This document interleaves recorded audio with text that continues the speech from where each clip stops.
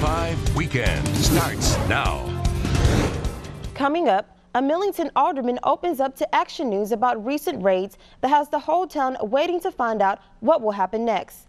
Plus, a budget battle could mean drastic cuts for Memphis City schools. Find out what's on the list that has parents suggesting the superintendent take a pay cut. Millington's Board of Aldermen are preparing for their first meeting since the TBI raided several city buildings this week. Good morning, I'm Vivian Haynes. Action News 5 was there last Wednesday as special agents hauled mounds of evidence out of Mayor Richard Hodges' office. No one knows what they're looking for, including one city alderman who spoke to Action News 5's Justin Hansen. Millington Mayor Richard Hodges said it's politics as usual as he left his office Wednesday after TBI agents raided City Hall. A lot goes through your head during a time like this. City leaders would have the power to appoint a new mayor should that become necessary. Meanwhile, Alderman Carrether says he hopes this issue does not come up during Monday night's board meeting, which is set for 6 o'clock at Millington City Hall. Memphis' 2011-2012 school year is hanging in the balance under a clash over cash. The school system says classes cannot start without $68 million from the city. And now we've obtained an MCS spreadsheet that reveals 28 school operations are at risk. Almost every school across the district would lose one resource officer. Custodians and in-school suspicion personnel would also take a hit. So would the School Safety Initiative, JROTC, and Early Childhood Development. The Employee Health Insurance copay would double, and the textbook adoption program would be delayed. Parents are appalled. I think it's ridiculous. First of all, the kids already don't have enough funding for everyone to have books. If the schools are finna close down, we got a superintendent. Why the superintendent not taking a pay cut or something to help the school? The Memphis City Council will vote whether or not to approve the $68 million budget on Tuesday. We'll be back after this. It's that time of year again. School for Shelby County students will begin on Monday, and maybe with a lower enrollment rate.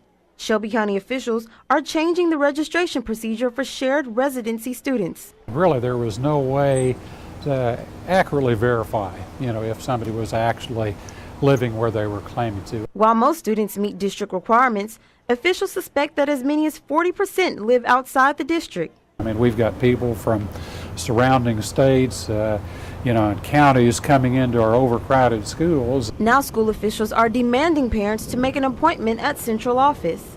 The homeowner and the parent must physically come down to the Shelby County Board of Education and show proof of residency, such as a driver's license, and sign a joint document. If proven false, the fine is over $8,000.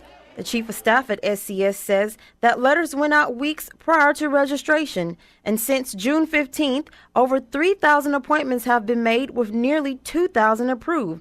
Out of that, about 600 were denied. The rest are future appointments and no-shows. School board members say this was a necessary change. It's designed to be fair to the people that are actually residing there. With school right around the corner, officials admit so you need to call back. All appointments may not be met in time. Vivian Haynes, reporting from the Board of Education, Action News 5. As the sun bakes the Mid-South, causing record-breaking temperatures, Mayor Wharton is promoting citizens to check on 4 door to door. Right now, our greatest enemy is going to be the heat, and it's because we have so many individuals who either age or some illness or whatever.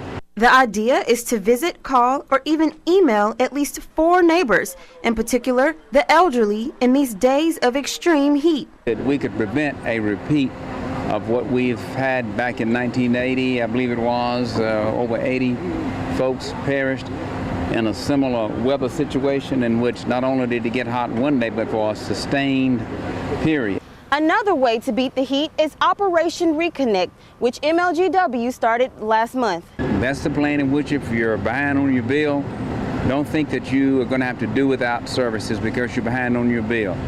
With Operation Reconnect, $275 will turn your utilities back on, and the rest will be put on a payment plan.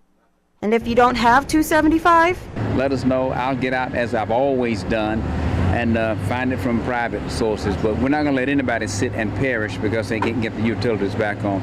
Over 700 people have already taken advantage of the program. Wharton says that everyone, police, firefighters, and bus drivers, are on a heightened state of awareness, making sure that if they notice any signs of someone suffering from heat exhaustion, they know what to do. Vivian Haynes, reporting from downtown Memphis, Action News 5. They're not just seen in sci-fi flicks anymore. Electric cars are for real and here to stay. The next time you're downtown, you may see one, not just on the street, but charging up at the first charging location in West Tennessee, the historic Peabody Hotel. This event here today is more than just a location announcement of a place to charge your vehicle, but this is really the launch event for the EV project in Memphis and our deployment phase of the project itself. And that project is beginning at a hotel that ironically was originally built without electricity back in 1869.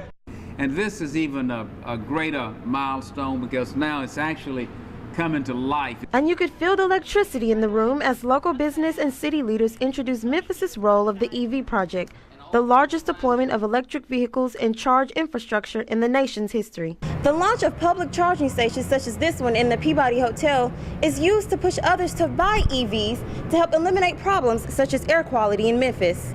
And those charging stations are here to support early adopters of the Nissan Leaf.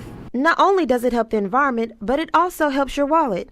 Just ask Clint Bray, a Nissan Leaf owner. He says it costs him about a penny a mile to run his car, just 11 cents cheaper than it would with gas. You get home and you plug in your cell phone for the night and you're like, all right, I need to plug in my car too. Mayor Wharton says this is just one of the green initiatives that Memphis has.